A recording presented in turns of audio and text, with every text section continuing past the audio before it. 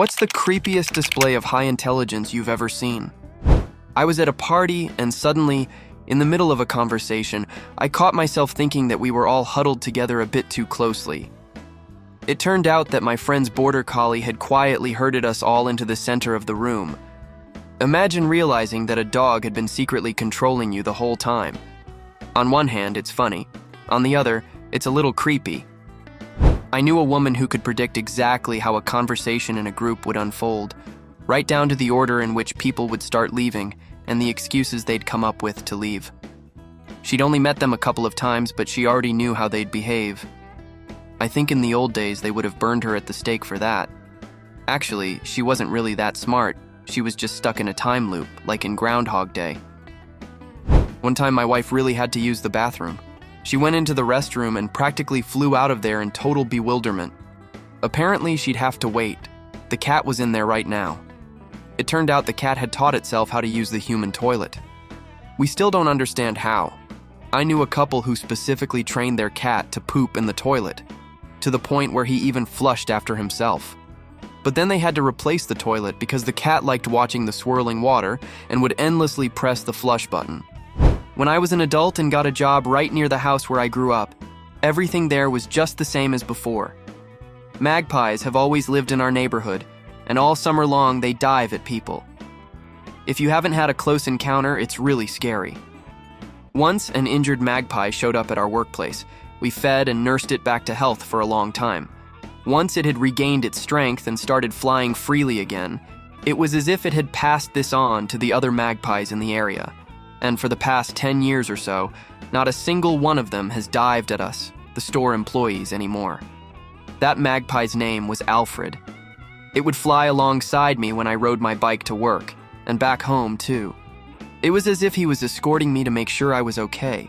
It's just incredible. Sorry, if you're not from Australia, this probably sounds very strange to an outsider. A guy I went to university with was both the smartest and the clumsiest person I've ever met. I'm sure these days he'd be quickly diagnosed with a spectrum disorder. He was studying to be a programmer. When he was given assignments, he'd think for a second, and within a couple of minutes he'd write perfectly working, error-free code. I've never met anyone before or since who was capable of that. I think he's in some very high-ranking position now and makes excellent money. That said, I once had to help him get out of a bathroom stall. He said the lock was broken. I asked what exactly was wrong. "It's like this," he said. "I turn it, but it won't open." I said, "Have you tried the other way?" Click. He came out all embarrassed and calmly said, "Locks don't turn like that." I heard a story about an octopus that would sneak out of its tank at night and eat the crabs from the neighboring one. The staff couldn't figure out where the crabs were disappearing to for a long time until they checked the camera footage and saw what was happening. The creepiest part is that after doing this, the octopus would carefully close the lids and return to its own tank. In other words, it knew it had to cover its tracks. What's more, it even memorized the staff's patrol schedule so it would know how much time it had for its foray. My parents' dog learned how to open and close doors. Their doors have handles, not round doorknobs, and he quickly figured out that he could stand on his hind legs and reach them. What's more, he didn't just yank the handle. He'd put one paw on the doorframe, press the handle with the other, and pull the door toward him. He understood that you have to pull from the inside and push from the outside. And he rang the doorbell a few more times to be let in if he'd been outside for a long time. I didn't immediately realize how smart he was until I noticed that he literally communicates with his eyes. I remember sitting on the couch, looking him straight in the eyes. He was lying on his bed. I shifted my gaze to the garage door. He snorted, stood up, walked over to the door, and looked at me as if asking, "So what, do you need something?" That's when it hit me just how smart he was, and I felt awkward that I'd been treating him like a dumb animal all this time. I also remember the time Mom scolded you for rummaging through the trash and you slammed the door right in her face. That's a classic. Rest in peace, Gaz. I had a colleague who could walk into any room and, in literally a minute, figure out who was really making the decisions, who just had influence, and who didn't influence anything at all. He didn't make a big deal out of it. He just quietly adjusted his behavior and was almost never wrong. The strangest thing is that the people he read so well were convinced they were behaving naturally. Meanwhile, he seemed to be conducting an internal analysis. Once I saw a crow solve a puzzle in a couple of seconds after watching it just once. It gave me chills. It felt like it was actually calculating everything. In moments like that, you realize that some animals are much smarter than we tend to think. Plus, they can be excellent hunting companions if they get used to humans. I saw a video on YouTube where a woman who cares for a crow, not a crow but a close relative, told an interesting story. Her husband works as a gamekeeper and hunts deer in a specific area every year. Over time, the crows realized that his arrival usually meant there would be scraps of meat left over. Eventually, they started literally leading him to the deer, circling above the herd to show where they were. Essentially, they developed a mutually beneficial partnership. They say they do roughly the same thing with wolves, helping them find prey in exchange for leftovers. I've read that crows can spot prey in the bushes from above. The wolves corner it, and the crows then finish off the leftovers. The most interesting thing is that they start building these relationships with the wolf pups. They play tag with them, simply staying close by while the pups grow up to establish contact early on. As far as I recall, adult wolves allow this because they're already familiar with crows. I wonder if the Vikings knew this when they made the raven a symbol of wisdom. I think they did. My dog started barking at the door, so I opened it to see what was going on, and there was a border collie sitting there waiting. I walked over, he stood up, moved a little further away, sat down, and looked at me. I followed him. Eventually, he led me to a house next door. The collie stared at the doorbell. I rang it, but no one answered. He kept looking at the door. I knocked. Again, silence. Then the dog walked over to the side gate, looked at me, then at the latch. I open it. He walks into the yard, turns around, sits down, and shifts his gaze from me to the open gate. I close it and immediately see him relax. Basically, the dog just used me as a substitute for his thumb and wouldn't even let me pet him. I've been feeding a family of 5 crows for several years now. They've gotten so used to me that they calmly fly over for food, even when I'm sitting right next to them. I call them with a special whistle that I use only for them, and they respond with a crackling sound, just like a predator, as if to thank me. One night, I was awakened by a terrifying scream. I ran out to see what was happening and saw some guy trying to climb into my house through the window, while those 5 crows were diving at him and squawking at the top of their lungs. In the end, he ran away. It seems I now have my own guard crows. Hermann Göring's testimony at the Nuremberg trials. His intellect was directed toward evil, and it was chilling to hear such an intelligent man calmly and confidently justify his actions. Could you elaborate a bit more on the gist of his testimony? If I'm not mistaken, he was the head of the Luftwaffe. It seems he misled Hitler on more than one occasion by submitting false reports. Even in Normandy, he apparently greatly overestimated the capabilities of the Air Force. He was the highest-ranking Nazi among the defendants at Nuremberg. Essentially, he was defending the Nazi state and his role in it.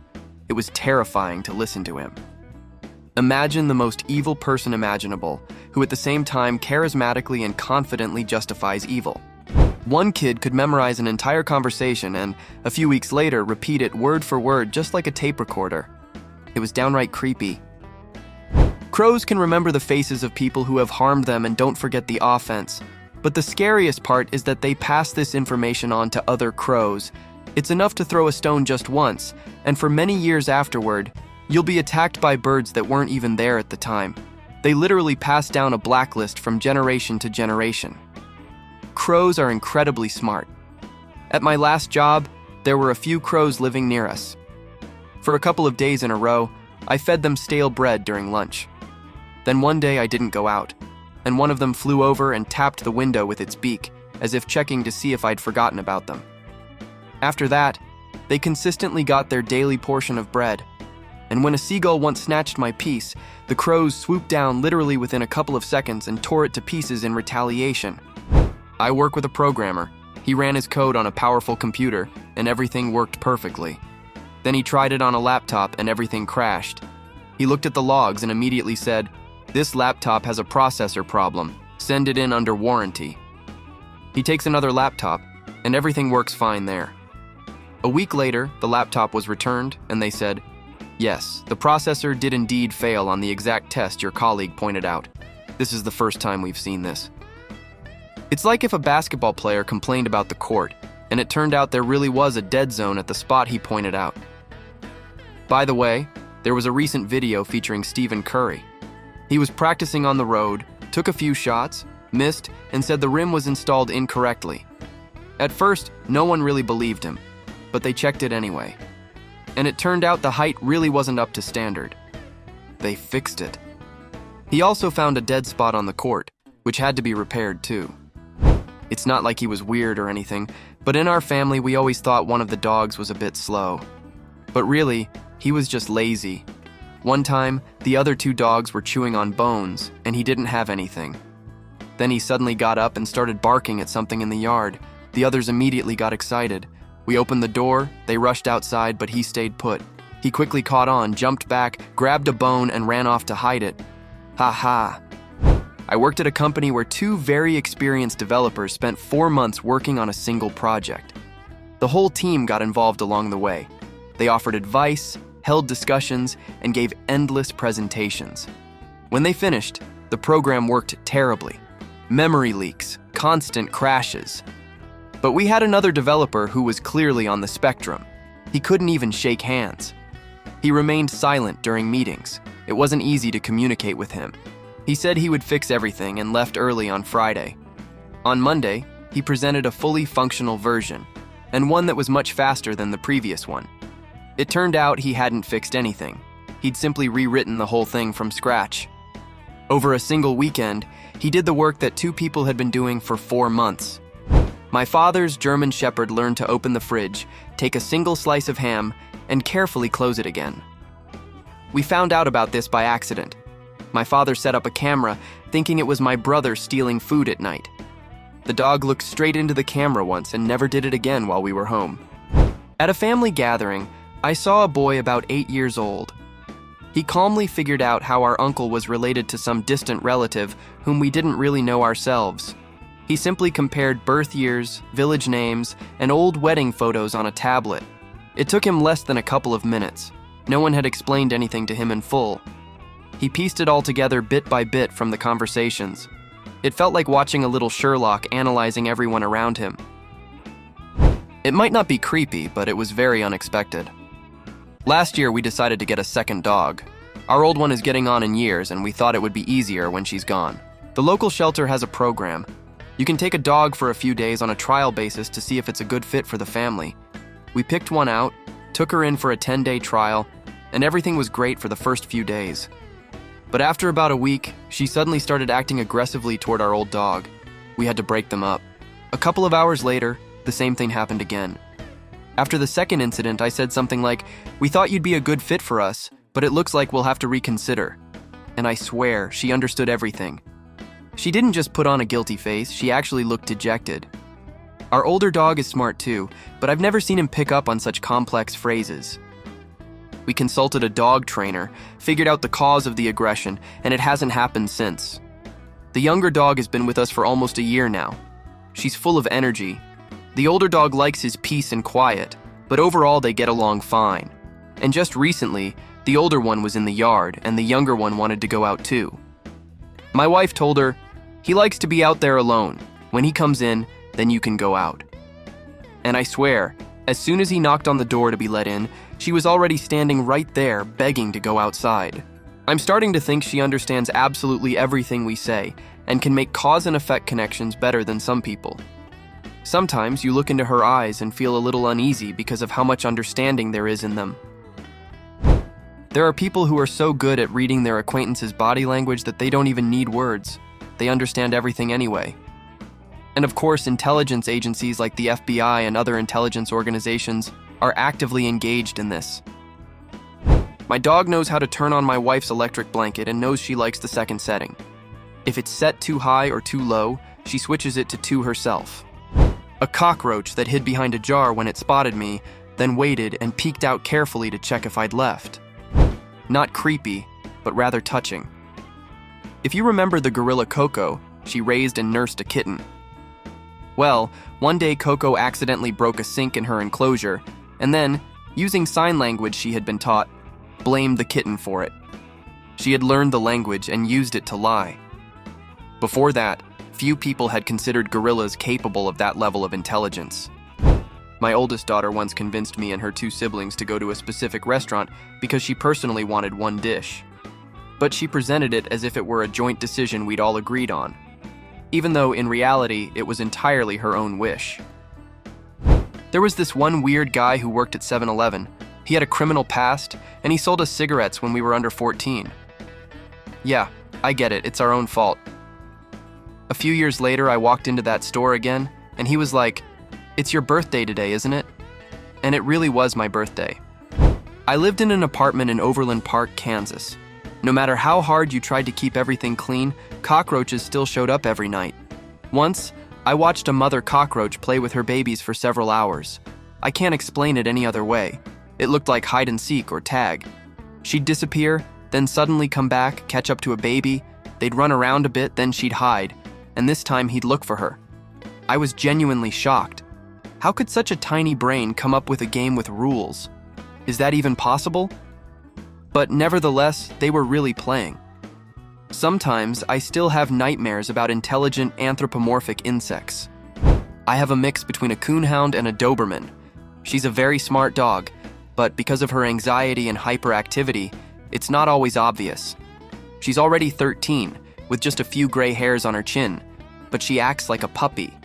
Neither mental games, nor search exercises, nor walks can tire her out for long. One evening, she asked to go outside, stood by the door from the living room to the garage, which leads out to the yard. I watched as my husband opened the garage door, went out, and opened the back door. The other dog immediately ran out, grabbed a ball, and my husband started playing with her. I saw all this through the windows and the open door, while my dog looked at them for a couple of seconds and calmly went into the kitchen to rummage around on the countertop. At first, I thought it was a coincidence, but I started watching her more closely. It turned out she was literally training my husband and me. If we're cooking, she brings a shoe into the kitchen, and while we're distracted trying to put it away, she either eats the other dog's food or tries to snatch something off the table again. And she knows perfectly well she's not supposed to do that. We went through 3 levels of training with her, and she was the best in every one. She just figured out that if she can distract us, she can get away with anything. And she feels absolutely no guilt if she gets caught. 0. I have an 11-year-old child with autism and a Carolina dog that we got when he was 2. After about a year, she started regularly bringing him food. She'd snatch toast from the kitchen table and carefully place it by his bed while he slept. Or she'd steal a sandwich from his plate. And when I caught her, she'd nudge it toward my son while he was watching TV and didn't notice a thing. When I give her human food, a burger or a burrito, she waits until I turn away, carefully takes it from the bowl, and runs upstairs to leave it where he's playing. I'm always telling my son that he has a special dog, and he just shrugs like, so what? Many years ago, I dated a girl whose father enrolled in college at age 14. A couple of years later, he graduated, went on to graduate school, and then was recruited by the US military. I didn't even know such things happened back then. In the end, he joined the military, finished his graduate studies at the same time, and started developing satellite-based laser missile defense systems. And he achieved all of this when he was just over 20. Now he leads teams of scientists working on things even his wife doesn't know about. He holds several patents and doctoral degrees. He is a retired colonel and occasionally communicates directly with the presidential administration at the White House. When I first met him, I asked what it was like to be a genius. He explained it this way. An ordinary person can hold 1 or 2 thoughts in their head at a time, while I can hold 4 or 5. He also had a photographic memory. I asked him to demonstrate how it worked. They had a large library at home, and he told me to take any book off the shelf without him seeing, open it to any page, and read any passage. In the end, he told me the book's title and author, the page number, and the specific paragraph. And then he recited the entire text of the page word for word and looked at me with a smile. I thought then, thank God he's on our side. Competing with a person like that in anything intellectual is like an ordinary person trying to hold the line against an NFL offense. He once said that conversations with people tire him out. No matter how long the conversation lasts, within a couple of seconds he knows how it will end, and everything else is a waste of time. And it wasn't until years later that I realized this was his way of hinting that he didn't like me. My son has actually given me the creeps a couple of times. He assembles all his puzzles by turning them face down, relying solely on the shape of the pieces. He solves a Rubik's Cube with his feet. He helps assemble IKEA furniture and other kits. He'll flip through the instructions once and never look at them again. He memorizes long lists and large chunks of text from books. And so you're thrilled to be living with a genius. And then you see him coming home from school with his shirt inside out and on backwards. And you wonder, how did you not notice this all day? My son drove almost all of his teachers and his martial arts coach crazy. One of his teachers said he had a photographic memory. The kid hadn't done his homework in 5 years. He didn't care at all that he stayed after school every day, sitting there and chatting with the teachers. He didn't study for exams, yet he still got top grades in every subject. At practice, he did the bare minimum. The coach was constantly angry and said he'd fail the next evaluation. But every time, he aced it. He's got a ton of skills in programming and math. He's practically a genius. He wins at any logic game, even if he's playing for the first time. Sometimes I even feel a little uneasy about just how smart he is. The smartest person I've ever known was, at the same time, surprisingly ignorant. He had a frighteningly powerful intellect, but his general knowledge was on the level of a caveman, and in terms of behavior, he was just your typical narrow-minded guy who only talks to anyone about sex and soccer.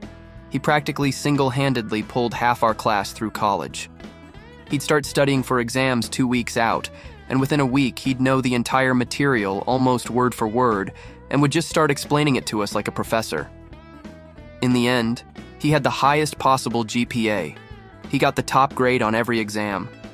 And yes, I get how that sounds, but I've witnessed this process myself more than once. If he was faking it, he'd be a brilliant actor.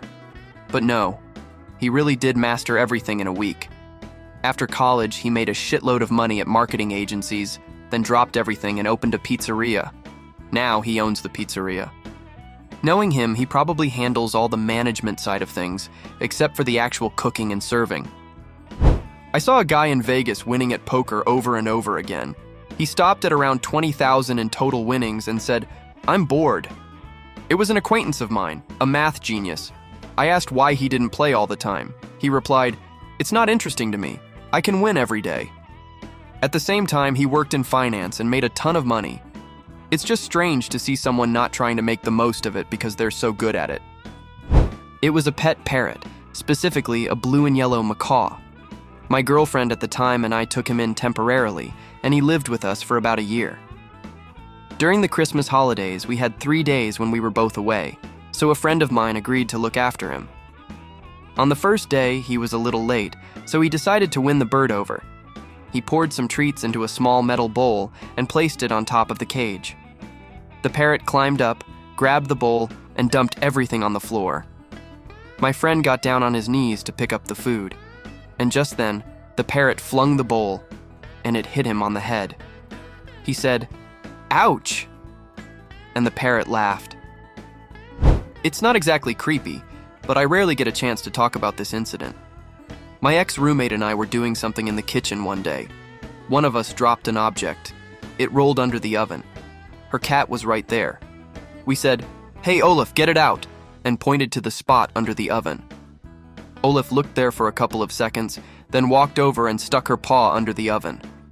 My neighbor and I exchanged glances like, did that really just happen? Our jaws were literally on the floor. In the end, she didn't get anything out. But the very fact that she did that still doesn't make sense to us. Guys, thanks for watching all these videos, and I wish you happiness, kindness, and all that and more. See you later. Bye.